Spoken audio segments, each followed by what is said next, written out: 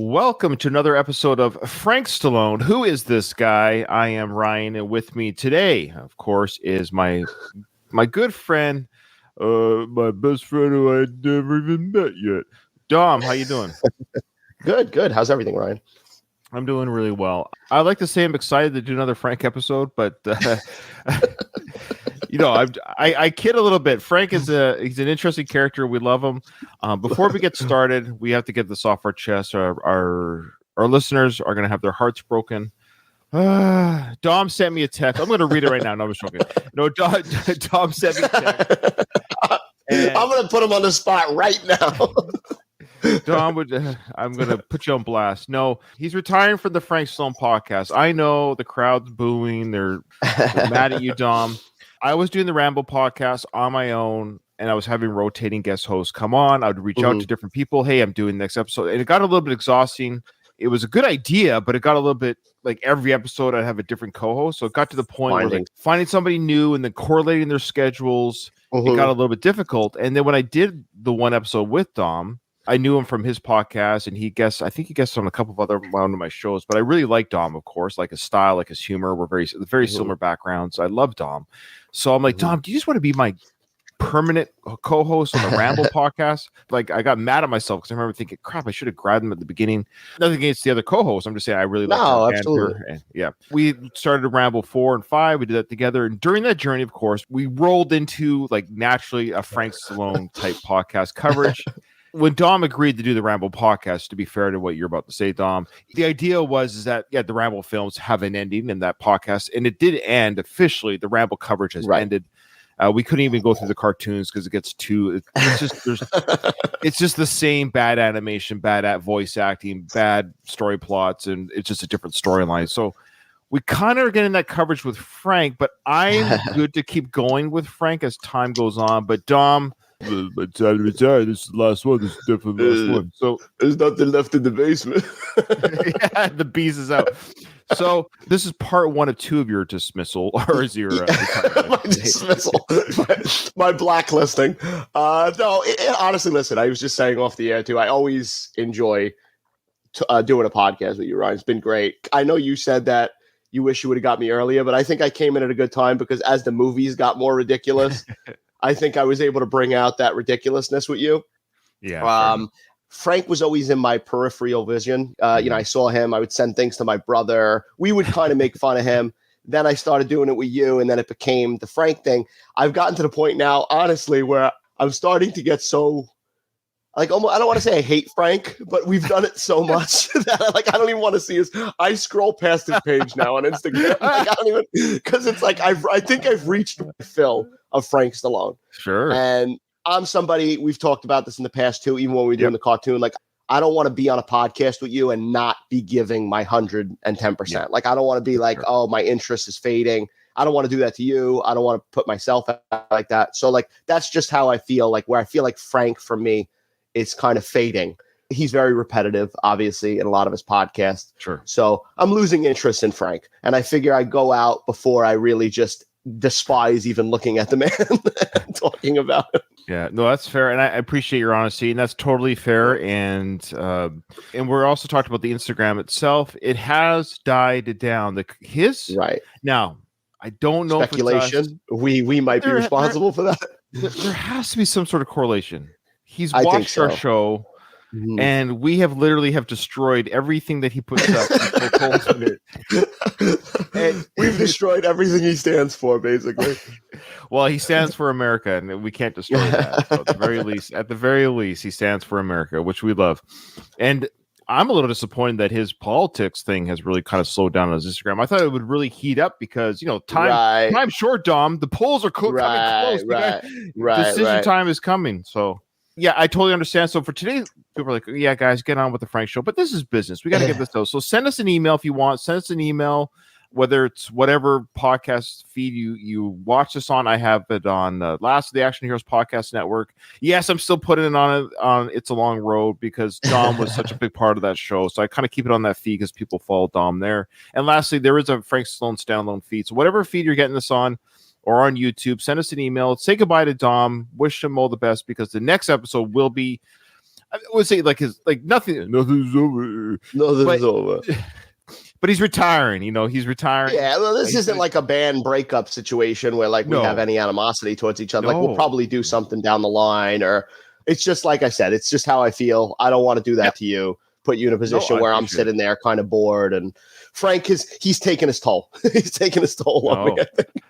And for whatever reason, and the world is wired differently, for whatever reason, I can keep going. I find his repetitiveness and his zaniness, all that. It's actually, but that's it. We're all just wired differently. And there was always there was some kind of points where we had like a renewed interest too, because I think we talked about it off the air at one point that it was kind of winding down. Then I think we had Rob on after that. So it was kind of like we had little moments where I was like, all right, I think what it is nobody wants to see Dom go. Most of all, me. I do not want to see you go. It breaks my heart. Even when I read it, I equally understood your reasoning and sentiment. Like I totally get it. I was just as sad by it as I did. Listen, I rather go out while I still feel like I'm interested than like in 6 months I might be like the Frank thing. I can't talk about it anymore. No, I appreciate that. And so kind of a teaser. I already got a replacement. I've already got a new wife. Wow, that was fast, Ryan. Well, Doug Greenberg, who of course hosts the Rocky Minute podcast, he and I have co-hosted together numerous times on various projects. He's a friend of mine. He has been begging to come on with us. Like he keeps wanting to come on with us, but his schedule is really bad lately with his son's baseball. So he was supposed to be on today, for example, before you even told me about this retirement.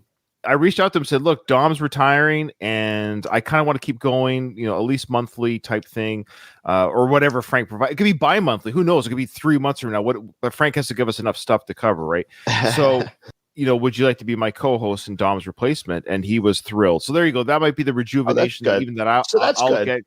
Yeah, that's good. That's good. And he'll have a new interest in it. Like I said, that's perfect, honestly. Yeah.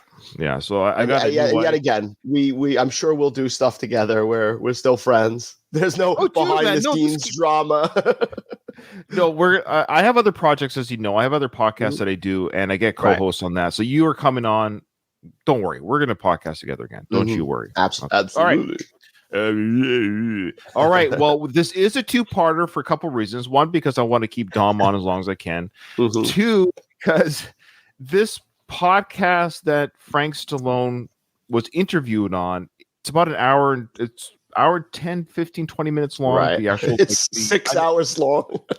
It's long, but we did the Cow Sills podcast was just as long. But for whatever reason, everything Frank almost says in this podcast is clippable. And so I got about halfway through at about the 40-minute mark. If you just take away just what he says and the host says, and then a combination of that, of our commentary on that, we can do an hour and a half, it'd be a 3-hour recording. So we are going to do a two-parter. So we're going to get about halfway through the interview. So this today's recording might only be an hour and a bit. That's great. But the next episode, same idea. I just didn't want to keep Tom or myself for 3 hours talking about and at least 3 hours. So before we get started, of course, we have to do the intro. Yes, sir. If you ever want to veer off and do a Frank Stallone podcast, let me know. No, that won't happen. Any of you people out there that find humor in this, you're really a sick, vapid person. You got no soul. You think it's funny? This is a sick society. This has gone beyond the pale. You people should be ashamed of yourself.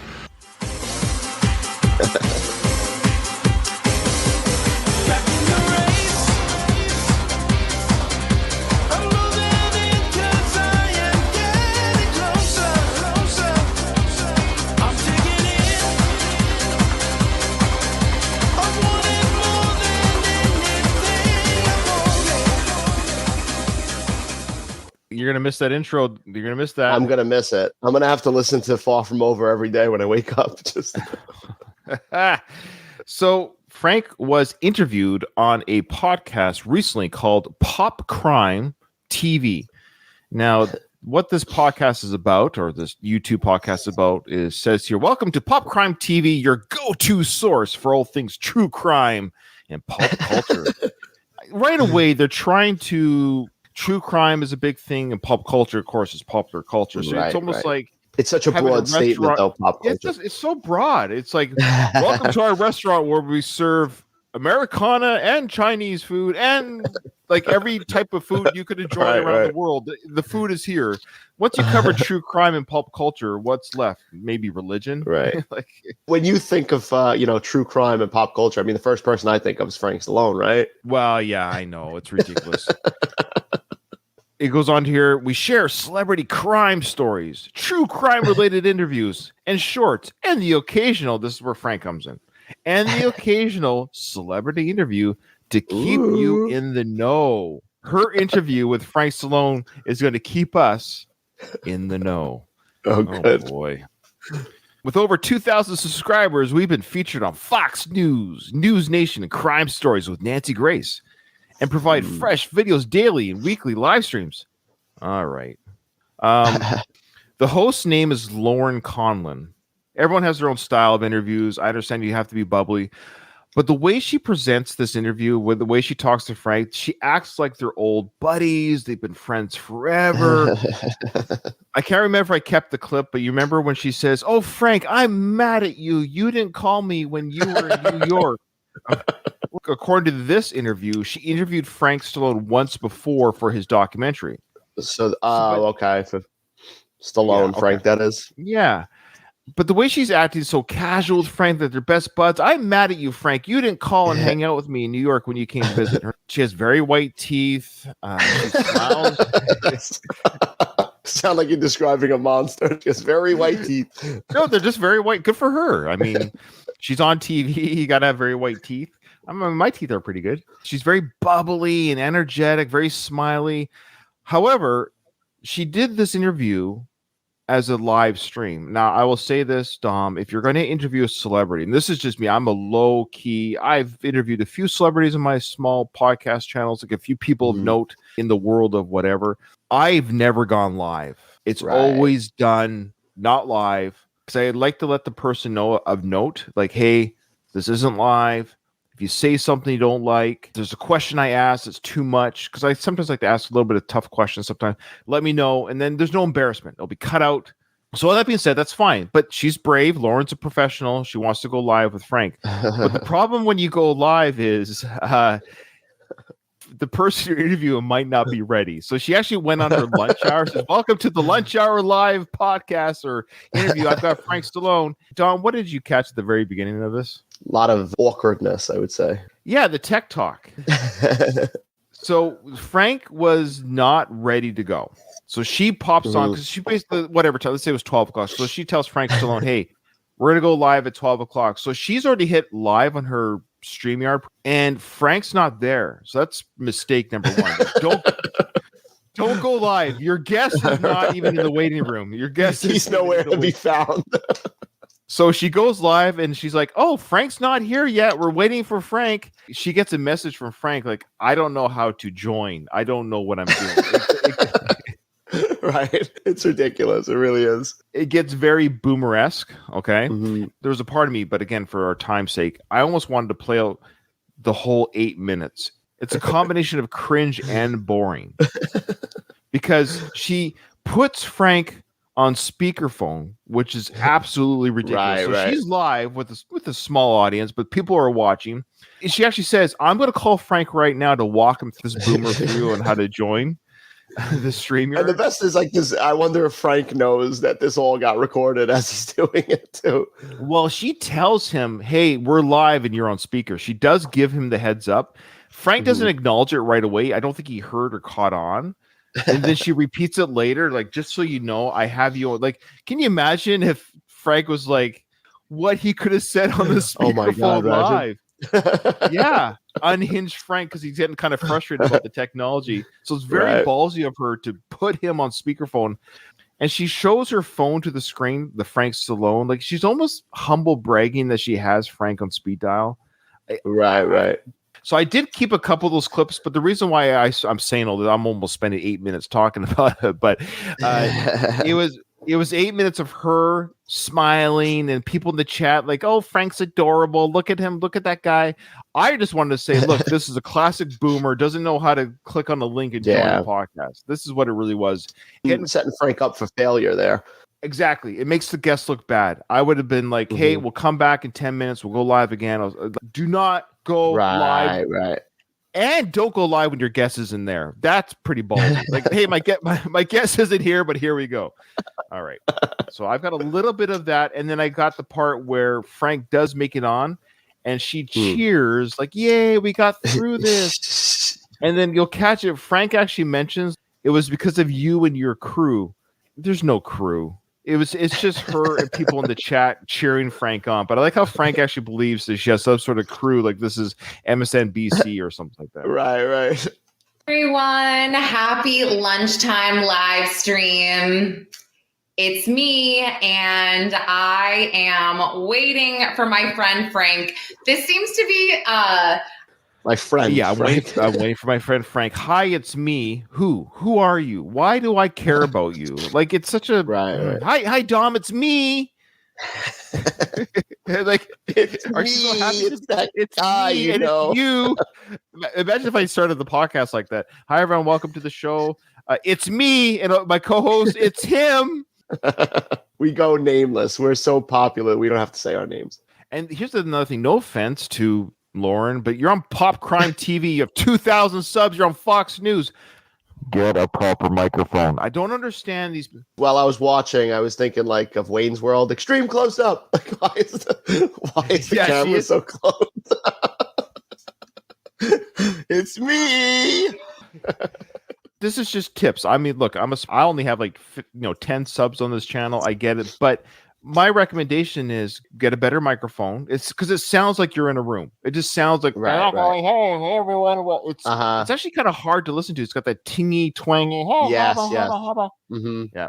Okay. Now, and then she goes into a little bit of a weird humble brag that she has interviewed a couple celebrities, but she's kind of disappointed that she didn't interview the real celebrities. Check it out. Here I have, I had Tom Farley last week, who is the brother of Chris Farley. She just interviews brothers. Exactly. Well, I couldn't get Chris Farley because he's dead. So I got his brother Tom. And now I have Frank Stallone, who is the brother of Sylvester Stallone. So I have Frank Stallone, who is the brother of Sylvester Stallone. There's a part of her, here's a good test for Lauren. Imagine if Sly called and says, look, I know Frank's trying to get on your show right now, but if you're willing to bump him, I'll talk to you right now. Do you think she would have bumped Frank? Oh, my God, 110%. I wish we had some kind of phone number to do that because I would have pretended to be Sly. Lauren, I know you got my brother coming on, my deadbeat brother, but I think maybe like I could do the interview with you today. Talk about Tulsa King. Season 2. Exactly. Oh, she would have bumped Frank. Forget about it. She would have left him in that limbo forever, like trying to get on. Yeah, she would have had her crew keeping Frank on the line for an hour, trying to get him connected while she interviews Sly on the side. I guess I really like siblings. Ooh. Frank should be signing on shortly, or I'll have to give him a call. He literally just emailed me and said, "What's the link again?" These guys are funny. They all do this. These guys are funny. Boomers. She's saying boomers. She's putting them on blast too. Yeah, these guys can't figure it out. These guys. Same thing. Tom did the same thing last week, but Tom did the same thing last week. So you have two. Maybe there's a reason why these are the two lesser brothers. Oh no, Frank is telling me that he is not supported by StreamYard. Even StreamYard dumps Frank. We'll have no part of Frank Stallone. It says that in the terms and conditions. That's right. Maybe that's why we can never get Frank on our show, because we do our show on StreamYard. Are you on a laptop? So now she's literally reading to the audience, us, what she's typing in the phone to Frank. This stuff, we don't need to see this. Ridiculous. We don't need to watch this, though we're commenting on it for our viewers to watch this. But, I'm glad you're doing it for our show, Lauren, but don't do it for your audience, please. You know what? I'm going to call him and I'll put him on speaker right now. Ugh, that's a terrible idea. Why would you announce that? Why would you do this I couldn't imagine that. I would love to talk to Frank, and I'm telling you right now, Frank, I will give you a proper interview. I know I'm not a female and cute, so you probably won't talk to me, but Definitely not. I couldn't imagine being live right now to my audience and saying, "Oh, let me just call Frank on speaker." This is so unprofessional. It's so unprofessional. This should be good, guys. No, it was actually terrible, boring, and embarrassed. It actually made Frank look really bad. It actually made him just look like a boomer. It was like a boomer advertisement of trying to get Frank to connect. It was 8 minutes of trying to get Frank to connect. It was not a good idea. He's on speaker. This is awkward. I'm sorry. It's awkward because you are making. Like you said, she should have stopped it. Just started over when he was on. Called him on the side. But why? Yeah, why is she acting surprised by this? Like, oh, this is awkward, and she's laughing like this is going to make for a TikTok video or something. Like, this is terrible. Right. Hi, can you hear me? Yeah, for some reason I can't get on. It's saying, "Are you on Chrome? Or are you on Google? Or you're all this shit?" I can't. I don't know what. he's like you said before. He's one like word away from like a racist brand face. What party affiliation is each browser? I have to know which browser is Republican, please. Yeah, you're on speaker because I'm live, so. Oh, it's like a diabolical laugh. You're on speaker. I got you. What an odd thing to say. You're on speaker because I'm live. That's not a good reason. I just found him, guys. Okay, so after 8 minutes of getting, I tried to clip. It was basically her guiding him through, people in the chat offering their advice that Frank can't see, that she sometimes read. It was 8 minutes, and finally he logs on, and look at her acting so excited and everything. And here we go. Here's Frank finally getting into the interview, which should have all been done behind scenes. Goodness. Guys, he's here. Hello, my goodness. Well, I was thinking of something a little more dramatic on the big screen, but I guess I'll have to. Wait, yes, sorry. I feel so accomplished right now that we did this with the chat, and we. Oh my gosh, Frank, this is amazing. Lauren, I'm a virtual idiot when it comes to this stuff. So okay, I don't know why she's so excited. She should be embarrassed. Nobody's ever been that excited to see Frank, honestly. Well, yeah, I don't get this. She's like, we got through this with the chat, with we, as a team, we got through this. No, again, this wasn't fun to watch. It was actually embarrassing. It was tough, and it was boring. It was all those things. He doesn't look impressed. He says, "Oh, I'm virtually challenged." It doesn't make Frank look good. And right now, it looks like he's holding his phone, so it's not his fault. So he's actually holding his phone for this interview. Like he was able to get on, but I think he wanted to be on his PC because through the whole interview, he's going to hold his phone back with his arm, and he's trying to keep himself in camera, jostling around and everything. Even that we're on is a big monumental thing for me. Wait, you're not an idiot. Are you kidding? Look at what we just did here. We all just did this together, and everybody is so happy, and everybody was very helpful. So, well, that's great. Well, thank you, crew. See, thanks to your crew. There's no crew. She's filming this in a bathroom right now.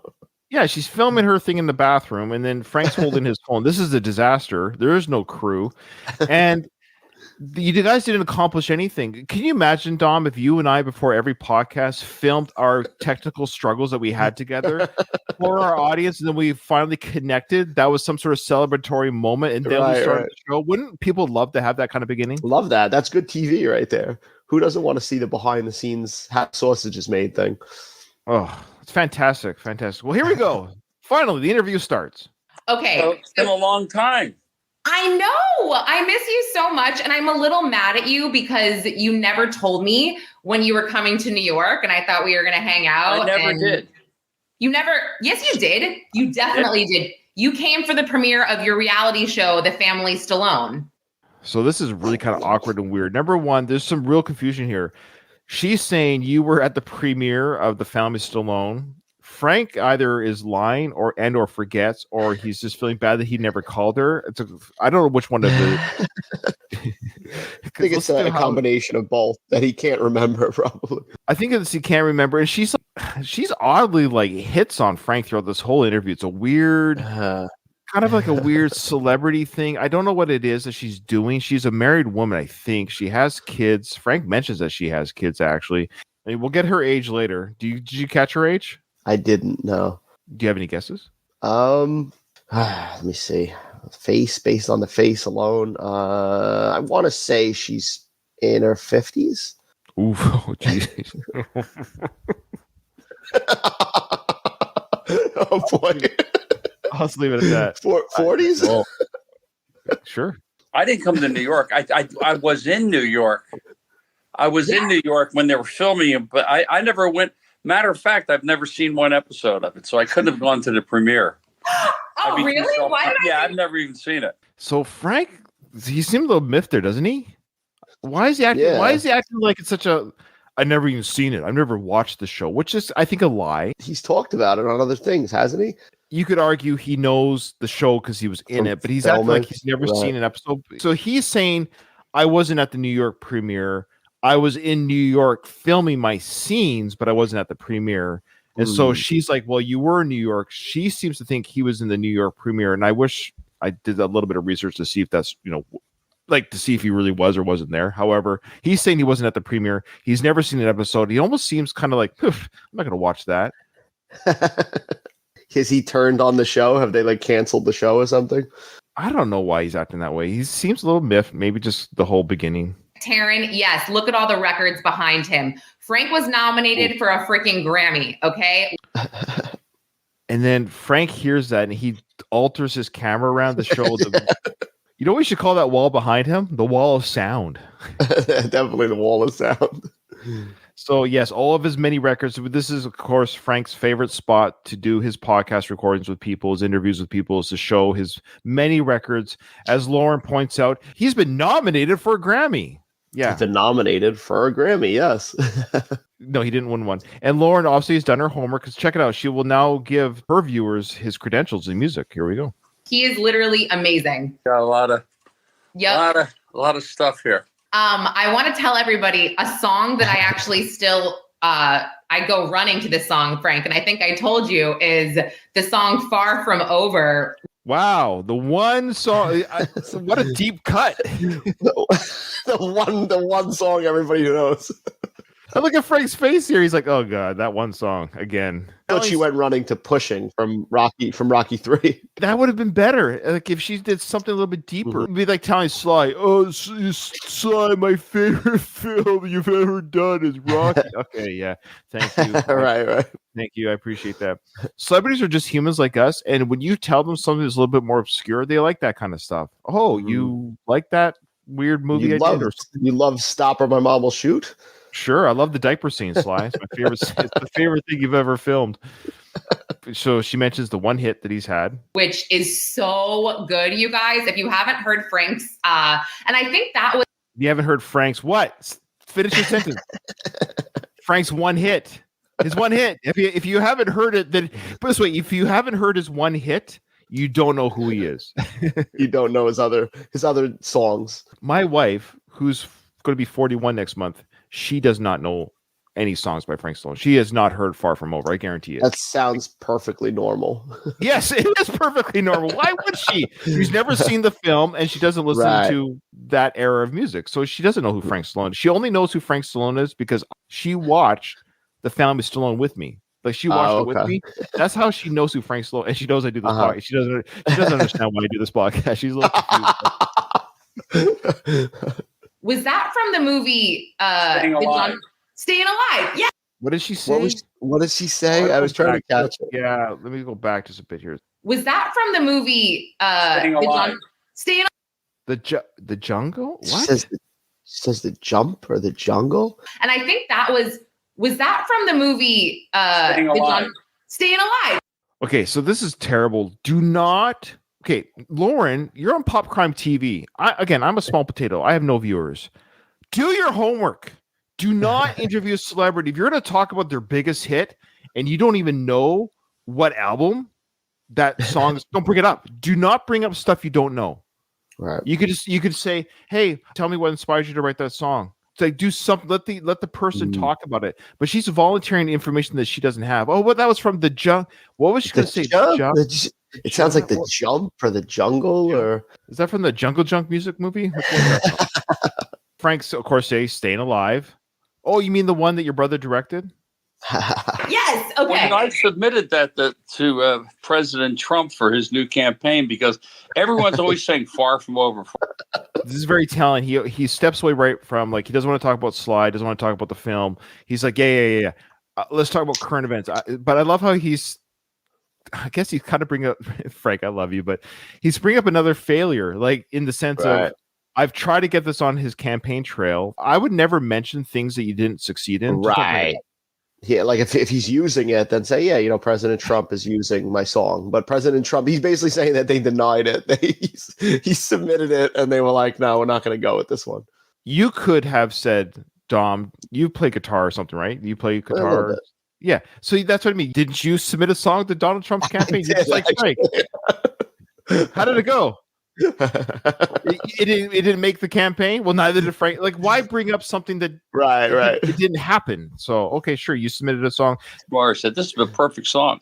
Yeah, perfect song, but didn't happen. He gets in, we are over. So we should be far from over at this point. Oh, okay. Oh, clever. If she gets in, we're going to be over. Dom, I wish you guys all the best. I kind of have a feeling. I think I know who might win. Whoever wins, we lose. That's basically what choice do we have at this point.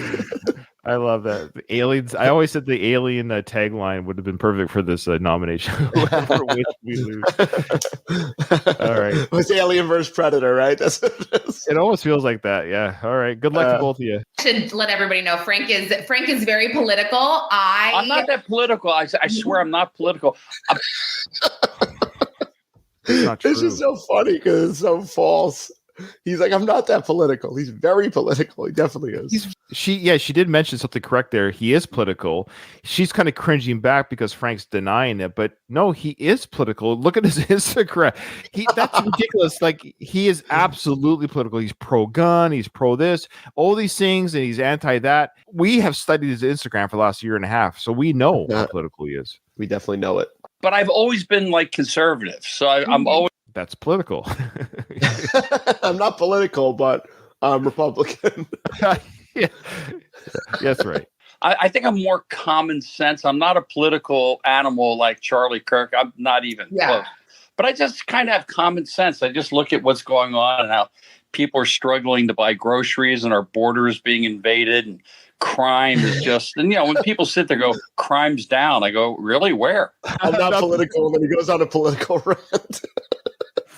And the very rant that he just went on that is not political has all been verified by his Instagram post. He literally has not said anything there that we just heard that has not been said on his Instagram. Stances. I don't claim to be a political animal. I never did because it's just not my thing. And I'm a musician. I'm just conservative, but I've always been that way. I mean, for all my life, I'm not like getting on a soapbox and being radical. Listen, I have friends. Bobby Kennedy's a friend of mine. I see him in the gym all the time. He's a really nice guy. Yeah. I like him a lot. Yeah. He's not a radical. I think that was the only thing where he kind of said where it's like he's catching himself a little bit. It's just, I guess I do talk about a lot of different stuff, but I'm not a radical. I'm not on a soapbox. But Frank trying to convince the public that he's not political. But why is he so adamant about saying that? Like, you are. Yeah. You're very passionate about. You're actually very passionate. Again, go to his Instagram. He is very passionate about. I would say he's more political than he is a musician.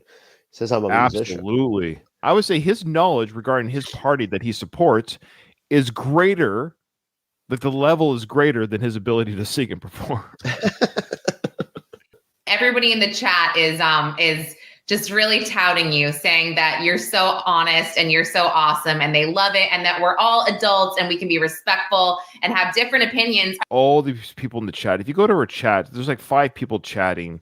I hate it when people say, like, oh, you're just being honest. It's your honesty, meaning just because you're being your honest doesn't mean you should say it. So, for example, if I said to you, Dom, hey, I hate people with bald heads, I'm just being honest. Dom, I'm just being honest. Like, there's this weird, you're exonerated by your honesty. Right. But no, you can still be cordial, kind. you can still listen and see what the other person has to say that you're talking to. Now, that's what they're saying here is like, yes, we could be adults and talk. I agree. So, Lauren, yes, I agree that we should be adults and be able to discuss things freely. So let's see if Frank agrees with that or not. I don't have to hate people. I just don't like it because if I have opinion that disagrees with someone else, all of a sudden they try to like go after me. I go, wait a second. You're voicing your opinion. I'm not going after you. I might not agree with you, but I'm not like unfriending you. Oh, I'm just blocking the comments. Exactly. So we know this about Frank. Frank, you block every freaking comment that disagrees with you. I will give you permission and I'll allow you, yes, to delete people who attack you. I agree with that. Nobody should do that. So if you disagree with Frank's statements, that's fine. You can say, hey, and people do disagree with him, but he'll block them and delete their comments. But if you just start saying, hey, Frank, you have fake hair, well, that's got nothing to do with what he said about the politics, right? And I agree. You shouldn't attack the person. That goes for all people. Donald Trump, Kamala, just start saying, oh, he's the orange man, or she is, she's this or that. No, you're right. Or she's ugly. You shouldn't say that has nothing to do with their policies. I agree. So attacking the person and not the policy, I totally agree with. So Frank being attacked, I agree. Do not attack Frank. I agree with that. But Frank, no offense, you're wrong. We have personally seen you delete comments that disagree with you. You do not like being challenged. You do not like it at all. People that I've been friends with since 1970, all of a sudden like unfriend me. I go, are you serious? We've known each other 55 years. We're best, and you're unfriending me over this. I mean, well, yeah, the same things that made sorry, Frank, that's the reality of the world that we live in now. The same things that made you a friend at one point can also be the same things that make you not a friend. Meaning, I'm friends with people that have the same values and ideals that I have, and if I don't share those, that might be the same reason to end the friendship. It doesn't mean I hate you, but it's like we don't have anything in common anymore. That's actually just natural. It's not. Right, I would say it's not personal. It's happened to me. Like I was in a religion for a long time, for example. I was in a very orthodox religion for many years, Dom, and I left in my mid-30s. Guess what happened when I left that church? I lost all my friends in that faith because that common ground is gone. Right. It doesn't mean we hate each other. It's just the commonality that we shared is no longer there. So when you're in high school and, you're friends with everybody because you guys are all in high school, and then you get a little older and you have different lives and you separate. It's just natural progression. Yesterday, a few days ago, driving through Beverly Hills, there was hundreds and hundreds of Trump flags, excuse me, and American flags. Sorry, I don't know why I love that. He's always sneezing like this. Is Frank okay? He's always sick. And the best is like he's holding the camera, so like after he sneezes, it does like a backflip the camera. Excuse me. And American flags. I love it. And there's no way he can mute because he's holding the phone. You can't hit that little mute button while you're holding the phone. So he's got a hanky in one hand and the phone in the other. It's really heartbreaking. The sad thing is that I'm seeing in New York, they're taking people out of veterans' homes and stuff and putting illegals in there. And these are people that served their country or elderlies that have probably paid taxes for, most of their life. It's just unfair. I mean, you're here illegally. I mean, listen, my father came from Italy, but they came legally. I mean, he couldn't swim from Italy. Okay, so what about the people from Cuba? They're able to do it. Okay. So, but regarding this, I did do some research on this. This was actually turned out to be a hoax, and it was verified a hoax that they were actually unhousing veterans for immigrants. That was a hoax. This is why you have to be careful. You have to check your sources. There's a lot of things on the internet. We all know. You got to Google, you got to get second sources and whatever. And I hate to say the boomers fall for this kind of stuff, but they don't verify their sources. So I did a quick research and I actually just Googled this story. This specific story about unhousing veterans and putting immigrants in where the veterans were being housed is a complete falsity. Now, there are these immigrant issues, and that is all true. Even like Google and ChatGPT verified, yes, New York, Chicago, they have lowered funding for police. This has caused a problem for recruitment and retention. These are real things, so yes. But that storyline about the veteran, because what it's doing is it's creating the narrative. These guys fought for our country. They're being unhoused, and now immigrants are just taking over. That's just to create this more fuel to the fire of immigrants. it doesn't matter where you stand on this issue. The reality is the unhousing of veterans didn't happen. Is all I'm saying. And I get like really bent out of shape and they go, well, voter ID is discriminatory. I said, if you go to a bank, if you go to the airport, if you go to any place, you have to show your driver's license, your ID.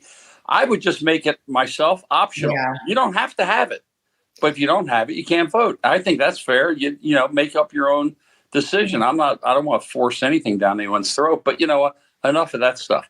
Again, he's not political, but the whole point of that is that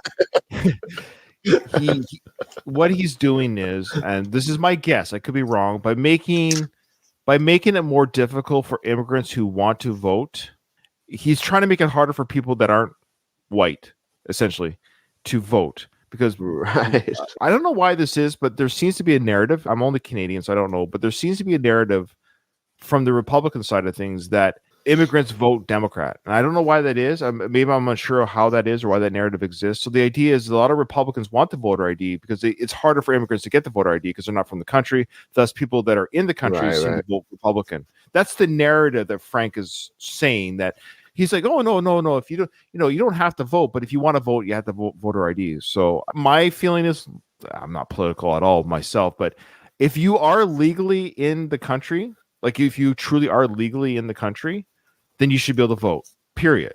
And I don't think people that aren't legally there should vote. That's how I feel about my country too. Like, I only want Canadians voting. I don't want Australian people voting for Canada politics. I'm gonna come there and vote. Yeah, it's like if you're from, like, it's not about white or brown, right? I'm just saying if you right from Australia or Sweden and you like take a trip over to Canada, go to the voting polls, and then go back to Sweden. They wait a minute. Yeah, you don't live here. I agree. I agree too. So if you live here, you should vote. That's the thing. If you live here, you should vote. If you're visiting, you shouldn't vote if you're just visiting. It's like visiting somebody's house, painting their house the color you want, then leaving. Like, so I see you later. See you later. So I get the sentiment. And that should be the sentiment for both parties is, yes, if you're here and you're invested in our country, then everyone should be able to vote. Yes. Which hurts tourism. Listen, I lived in New York in 1970. It was fantastic. You could walk around at night. The police did their job. Everyone felt fairly safe. I mean, New York at one time had probably the greatest police department in the world. But these poor guys, been beaten. I mean, I wasn't alive in the 70s, but from everything you say, I mean, like, New York was a nightmare in the 70s too. I mean, Times Square, which is like this tourist attraction now with all the lights, was openly just hookers and porno theaters and all. I mean, so that right there alone. New York was not a tourist town. Classic nostalgia that people do, it's not true. You're right, Don. Famously, New York was cleaned up for tourism. Right. It was not safe in the 70s. No, that was down so bad that they don't even want it, like in LA. This is where he is talking about some truth right now, where there is issues with police recruiting. This is a real issue. Yes, they're offering to pay people's mortgages, and no one wants to join the police force. Why would you want to join something where people can spit at you, throw water balloons at you, and you just have to stand there and take it? Look what these poor cops are going through in Chicago. These people. Sounds like my birthday parties as a kid, quite frankly. They're water balloons. Water balloons being spit on by my buddies. It sounds like a birthday That was party. the worst thing he could think of, was throw water balloons. Yeah, I know. Imagine if you joined the police force and they're like, hey, just so you know, you might get a couple of people hawking loogies at you, but there might come a time where a water balloon will be thrown at you. So just be careful. You're not going to be shot at. It's going to be a water balloon. If you don't have law and order, then it becomes like the wild frontier. Then, you got to look out for your kids. I mean, when I was a kid, we were never in the house. We were always out playing. We never worried about a drive-by shooting or anything like that. Okay, well, yeah, right. I know. I never worried about a drive-by shooting either. But kids are just going to go where there's fun. Kids have more fun playing their video games and iPads than riding a bike out in the 100-degree heat. Like right. We're all just creatures of kids and adults. I hate it when adults punish children. Everyone's looking to become. Every animal in the animal kingdom is looking to be comfortable. Think about it. That's a natural thing to do, to be comfortable. And so kids probably usually just don't do things that are uncomfortable. If it's more comfortable to chill in your house in air conditioning, that's what they're going to do. A lot of kids, when they were growing up in the 70s, 50s, they didn't have any air conditioning, so they went outside. It was so hot. Right. But yes, you and I, we were kids of the 80s, of course, and 70s, 80s, 90s. So yeah, we played outside, but we also played video games. I'm sure you played video games. You watched wrestling. Yeah, absolutely. When I go for my walks with my family, ironically with my kids, we go for walks every day. My daughter does horseback riding, and then all the parks here are full of kids, soccer. It's like it's fine. Kids are still playing. I don't like this narrative that no one's playing. There's still sports teams are full of children playing sports, and it's not like gyms are empty, like school gyms, school activities are empty of kids playing football, and like the camps are full of kids playing these things, right? It's not like the NBA draft. The NBA draft. Oh, we can't draft anyone from high school because no one's playing sport. You know what I mean? Like it's still happening.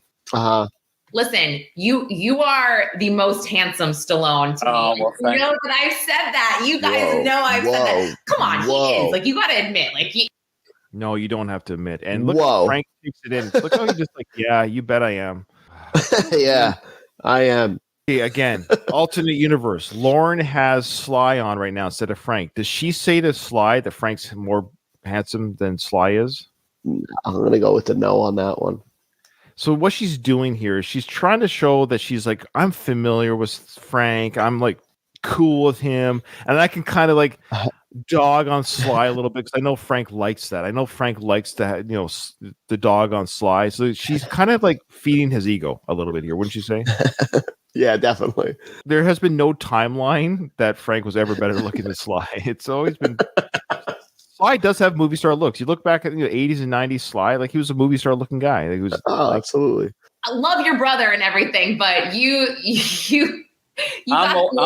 I'm getting old though, Lauren. So I'm trying to hang in. Oh my gosh, stop. I just had a back operation, so I'm up walking again. I was walking with a cane. I was like, the Hunchback of Notre Dame. That must have bothered you a lot, but yeah. Let me tell you something. Sciatic nerve pain is probably the worst pain I've ever been through. I mean, I've been shot. I've been thrown from horses. I've been kicked. I've been stuck. He's been stuck. I love that one. It sounds, I don't know why, I just thought of the Frank Sinatra song, That's Life, because it's like, I've been up and down and over and out. That's why I pictured Frank saying that. I've been shot. I've been stuck. Have you ever had your foot stuck in mud or something there, yeah, Dom? It's horrible. I guess a horrible experience. I've been stuck. Compares to nerve pain. I mean, it's just constant. Oh, he says nothing compares to nerve pain. Frank, that's all pain.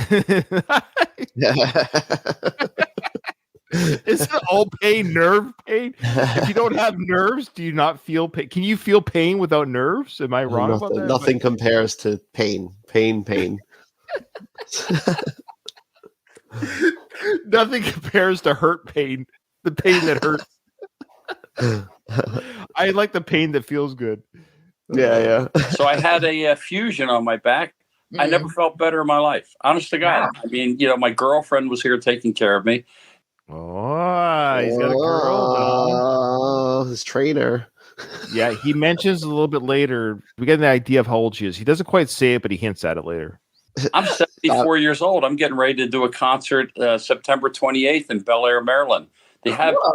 So he's about to mention that the concert that he's going to be in, Dom, Bel Air, Maryland. What it is it's an Italian festival. Like a 3-day festival. So again, he mentions I'm doing a concert. It's all about the wording. He's just on a stage with a guitar somewhere, or a little a hut or something like that. He's playing in Maryland at a festival for Italians. Okay, and he then mentions, there's like 25,000 people there. Again, his wording. I googled it. Last year they had 15,000 people go through it daily. 15,000. Oh, right. He's acting like they're seated watching him. 25,000 people. No. It's literally on a stage in front of you have to bring your own lawn chair set up. That's the setup. So you bring your own lawn chair.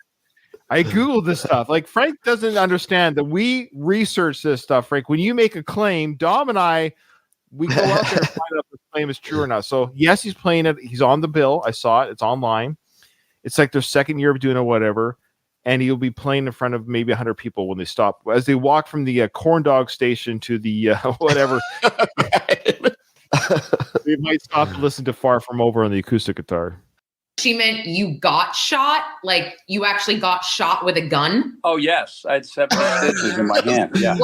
Yeah, talk about being shot, Frank. What was that? She's not listening. And I agree, that's the story that I want to hear too. So the chat's telling her, Lauren, ask about him being shot. So Frank shares the story of how he got shot. This is an odd story. He said he got 70 stitches in his hand. 70. Basically, your hand would have to be like blown off. 70 stitches. That's Right, like, right. In that small area. Yeah. Happened. Believe it or not, I used to collect guns, and I was taking a break from. I was doing a seminar in L.A. and I stopped off at a gun store. I was on a lunch break, and I figured, I just wanted to look at some World War II antique stuff. And the gun store owner was showing another guy a gun. He goes, "Yeah, look at the action in this." And he pulled the trigger, and I was like 4 feet away, and he hit me right in my hand, blood all over the place. He goes, "Oh my God, what happened?" I said, "Well, I think you shot me." And I don't even know why you'd have a loaded gun in a display case at a gun store. And so I just wrapped my hand up, and some guy was in the store, and he drove me a few blocks to Cedars-Sinai. And I mean, and it was really weird. It was in the 80s, and I just had, the big success was Staying Alive. And I said, this should be great. Now I have so it's a long kind of story, not really that exciting, but he got shot in a gun store.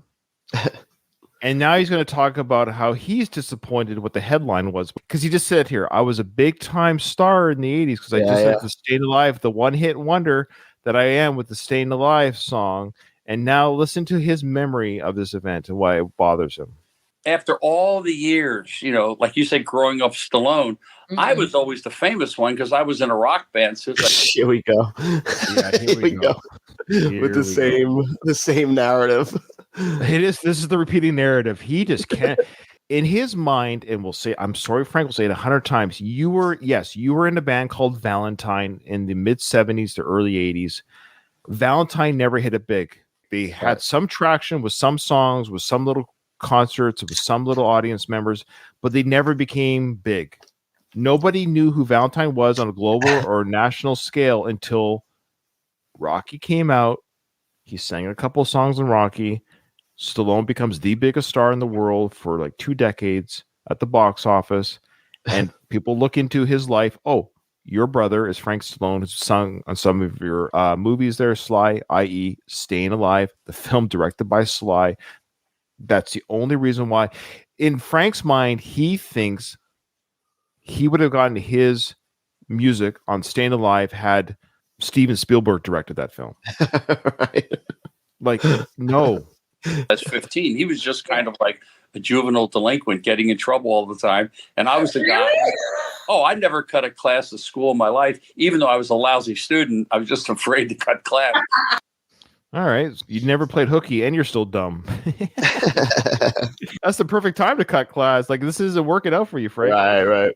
What happened? So when Staying Alive came out, had all this good success. Now, here's the headlines. I'm the one that gets shot, right? So he's trying to equate his one song to early 80s Sly, First Blood, Rocky 1, 2, and 3. Right. Come on. Movies that forever remembered in cinema history.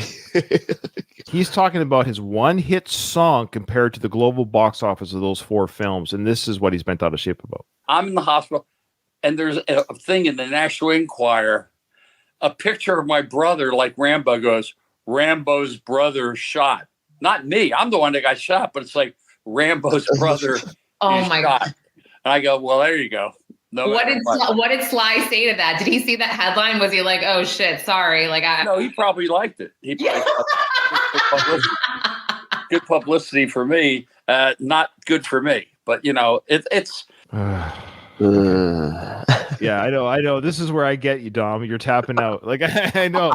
It's like, how much more does he have to say about him being the sex fiddle to Sly? Man, he's just got that animosity towards Sly, and it just always comes out in the same way.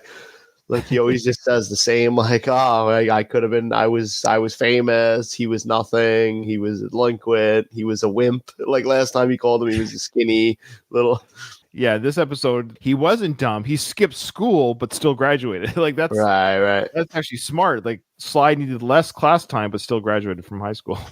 It's like doing the family Stallone was kind of strange for me, Uncle Frank. It's just like It's like, it was weird. I mean, I'm not an ultra private person, but I tried to make the best of it. I was just being myself, That's all you know. Clearly, that's all you know, Frank, is how to be yourself. Yes, and him being himself, and clearly all he knows. This is the success. This is it. That's all any one of us knows at the end of the day. Is just to be ourselves, and sometimes being yourself is just where you are. Like I am where I am in my life just by being Ryan. Like I'm not a celebrity. I'm not a multimillionaire. I'm not a movie star. Okay, I'm at peace with that, Tom. I'm actually at peace with my life. All right, Frank, you're not getting any younger. I'd recommend just making peace with your life. I like the way he's like, oh yeah, being Uncle Frank, but like meanwhile, you marketed a whole whiskey off that Uncle Frank persona. And we say, rest in peace, the Uncle Frank's whiskey. It is Any update? Or I sent them a message again. I'll say it again. I sent them a message again. They haven't even seen believe this. They're not responding. They don't respond to your messages anymore. I can't even believe it. They don't respond to my Instagram. It's the only way you can get a hold of them is via Instagram. They don't have an email. They don't have any online contact. There's no phone number. I Googled Wild Sky whiskeys. They don't exist on Google. I don't even know if I can get my money back because I took a screenshot of my receipts. That's all I have is my screenshot of the receipts with Uncle Frank's bourbon because their site it's all gone. There's no way to verify the money. Could you dispute it on your card? It was 9 months ago. I'm not sure. Damn. Crazy Leo, and I'm just always been eccentric. My mother always said, oh, Frank, my mother was an astrologer. She goes, well, Frank that's just the way he is. He's not mean, but he's eccentric. I said, well, that's okay. Yeah. Are you kidding? I love how honest you are. And there's nothing mean about that. I mean, nothing. Honesty does not give you carte blanche to be. Yeah. Anyways. I mean, I'm not a mean spirited person. I mean, but it's funny on my Instagram when I post some things that are political. Again, it's not like, oh, well, this and, it's not that. I get probably 98% positive feedback. Every fan base has their sycophants, but when you do post things that are controversial or polarizing, people do come to your Instagram to say otherwise. And you do, again, delete these people. Right. You should always have the person that says something horrible. Then you look it up and you find out the person has no post, no this. And so it's probably some trolls. Okay, this is very telling. He has actually looked at people's profiles after they've done a negative comment, Dom, to see what their follower and post history is like. Isn't that terrible? He's supposed to be a celebrity. Can you imagine clicking on someone's profile and looking at their history? And he says they have no posts. I think he meant to say no followers. I think he was trying to get at, even if they have no posts. So he's saying somebody that disagrees with me, I go to their Instagram account. They have 0 followers or posts. So their comment and opinion and information they're giving to me that disagrees with me is now invalid. What a weird way to live. And then he blocks them. So then he blocks them. So what I want to say to you, Frank, so people that agree with you, Frank, people that agree with you that have 0 followers or 0 posts, why is their information valid? See, even him and his great wisdom, it's called confirmation bias, Frank. You have confirmation bias. So when comments agree with you, it doesn't matter what their account has for posts or followers. But when the comment is negative or disagrees with you, then their social media history or status, that's what matters. Like, it's so juvenile. You're 74 years old and this is juvenile behavior. Yeah. And everyone's very, again, they're always a troll if they disagree with you. I'm not saying like attacking him or how he looks or about his music. That's trolling. I understand. But disagreeing with you, Frank, is not a troll. They're not disagreeing with you. I've seen some before he deletes them, I see some very sound arguments. Before trolling. He deletes them. Yes. Brave on the internet. They're like the bravest people. They should be war heroes. They're so brave on the internet. And they say, again, they're not being brave any more than you're being brave behind your keyboard. And why are the comments that are agreeing with you? Why are they cowards? Right. Are they cowards because they agree with you? Maybe the brave people are the ones who actually disagree with you. They are truly brave because they know they're going to get shite storm of treatment from you when they do disagree with you. She's laughing hysterical at everything he says. Oh, I know. It's such pandering. It's such a pandering interview. Again, I've interviewed people and I've never acted like this. Like, they're just humans too. Like, why is everything he's saying so funny and so amazing? I don't know. And they say, like when President Trump got shot, I said, I don't find any humor in a human being, a father, a grandfather of 10, I don't find any humor in that. Someone getting shot. Well, the bandage was a little funny. Why was the bandage on his ear like that? I don't understand the bandage. Do you remember the bandage? I do. So I agree. Getting shot at's not funny, but can we laugh at the bandage? Are we laughing?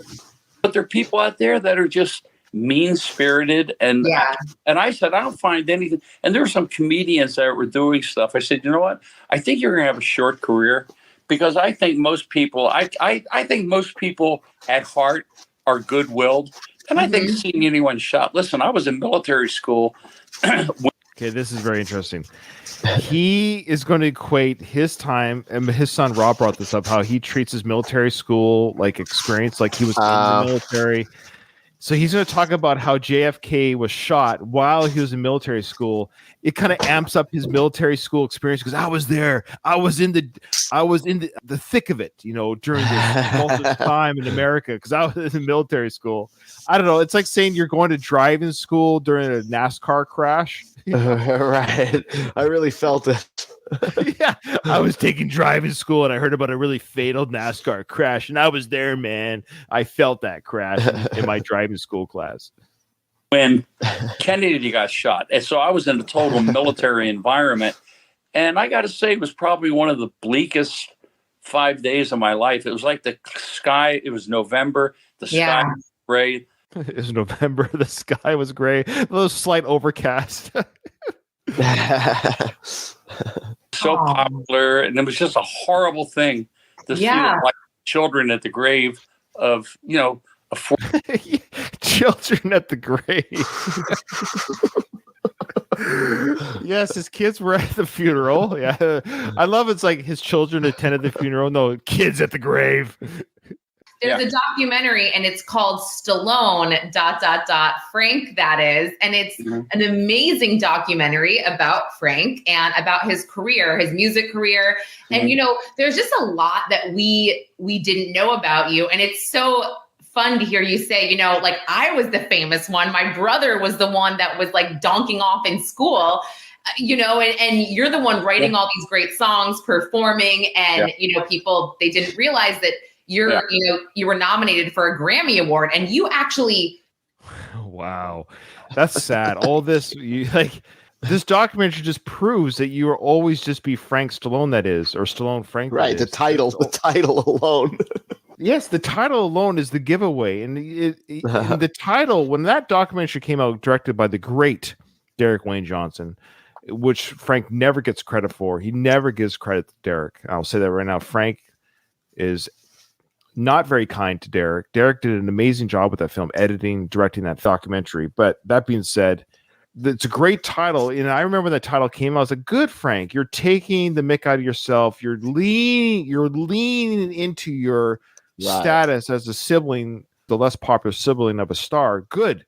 But now he's kind of flipped the narrative around, like, yeah, but I really should have got my dues. Like, no, that's a bad look. Very bitter, Frank. Didn't you write some of the music for Rocky as well? Yeah. Mm-hmm. Yeah. Yeah, all the stuff that didn't get into the movie. I know, the way she's acting. Didn't you write songs for the movie that your brother wrote and created and acted in? Like, just the stupid things of directing and writing and acting in the film. But you wrote a song. You got pushing into Rocky 3, right? I know. You got pushing to Rocky 3. You got Take You Back, and then the other 4 films. Like, right. Lauren, no offense, but those songs are okay at best, and they're not the reason. Put this way, the Frank Stallone songs that his brother allowed him to work on the cheap for to get into the film are not the reasons people go back to the films. No, and even if you say, like, oh, give me an iconic Rocky song, none of them in any of the movies are by Frank Stallone. You're going to say Eye of the Tiger by Survivor. You're going to say the Bill Conti stuff. Robert Tepper's No Easy Way Out. Yeah. If you're like us and it's a deep cut, obviously, Take You Back. But Sure. the casual we know fan that isn't going to song. remember Take You Back. And the only reason why we kind of know that song is because that's the song that Frank is singing at the garbage cans when Sly walks by with Adrian, and everyone's like, "Oh, that's Frank Stallone's brother." Or sorry, that's Sly Stallone's brother, and he's a trivia note. Right, exactly. Well, he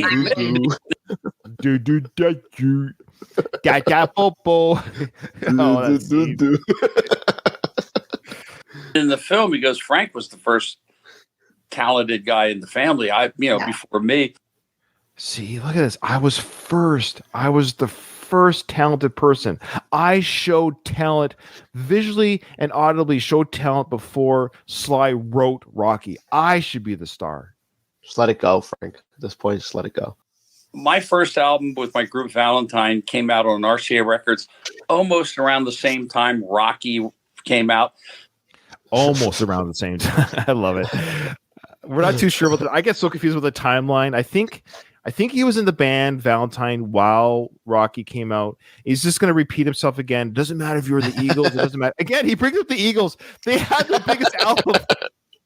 Why does he keep bringing up the Eagles? Like they literally their album is like one of the greatest selling albums of all time, and he brings up the Eagles. It's so weird. It's such a terrible example because he keeps bringing up the Eagles. Yes, we already say this on a previous episode, but we have to say it again in case someone didn't hear that one or remembers. The Eagles had their Hotel California. I think it was the same year. Months. Yeah. I think it was 2 or 3 months after. That's why Frank didn't get to the top, because it was the Eagles. It doesn't make sense. Frank, people can buy a good album and watch a movie at the same time. They don't have to. One doesn't cancel out the other. I listened to a new album that just comes out this weekend. So I'm listening to this new album. It's amazing. I love it. And my wife comes up to me and says, "Honey, do you want to watch a movie at the theaters?" "Honey, I can't. There's no way I can handle. I'm too busy. I'm too invested in this album right now. Come to me in like another year." Exactly. Or vice versa. After we watch the Rocky film, you and your buddy are like, "Hey, you want to go to the LP store and buy an album?" "Are you kidding me, man? We just watched Rocky." Processing this right now. I can't watch TV. I can't read any books. I saw Rocky. Okay, give me some time, man. You have to give it some time. There's multiple movies that come out in the same year that are classic. Like there's those years that are like, 1982, so many good movies came out. Like they didn't stop each other from being successful. Yeah, the one has nothing to do with the other. People were still watching MASH right.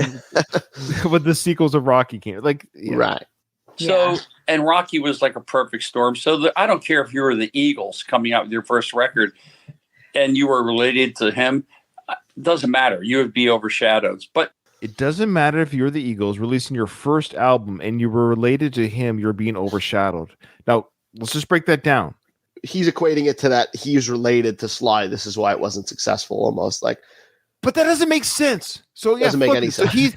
So he's saying that if he wrote Hotel California, he's saying that it wouldn't have been successful. So there's two different things going on here. Either the music speaks for itself, Frank, or you're helped by another person because of their celebrity. So what I'm getting at, so he is blaming. Okay, actually, I think I've got it. You nailed it there, Dom. He's saying he's not famous because his brother is. Is that what he's saying? Which is obviously a lie. He only exists because Sly is famous. Frank, you would never have been. Oh, this is so freaking annoying. I can't help it. This is where I get annoyed too. The fact that he doesn't recognize that his only celebrity is because of his brother. He should be grateful for that. The music that he's created does not stand the test of time. It would not have done well on its own. There's just no world that his music would have existed. He already proved it with Valentine. Valentine was out before Rocky came out. He was already playing music. I've been playing since I was 15 years old. So he was in the business for 15 years and nothing clicked. So Frank, the fact that you had any kind of boost or bump was because of your brother. You're both proving and not proving your point at the same time. Let's say he had an album like Hotel California, like you just said, it would have been more elevated because of, this is Sylvester Stallone's brother. Did you know that? Okay. Rocky's hot. Exactly. The other brother's hot too. Exactly. They would have been, whoa, this album? Yeah. this is a freaking amazing album. Because no one's going to listen to the Eagles' Hotel California. And they're going to be like, oh, wait a minute. Who are these guys related to? Before we get too right. Can we find out who their siblings are? I need to know what their status is before I can enjoy this album. Did Don Henley's brother direct a movie? Come on. What are we doing? Yeah, it's such an odd... Frank, it's just... No offense, but your music's just... It's not that good.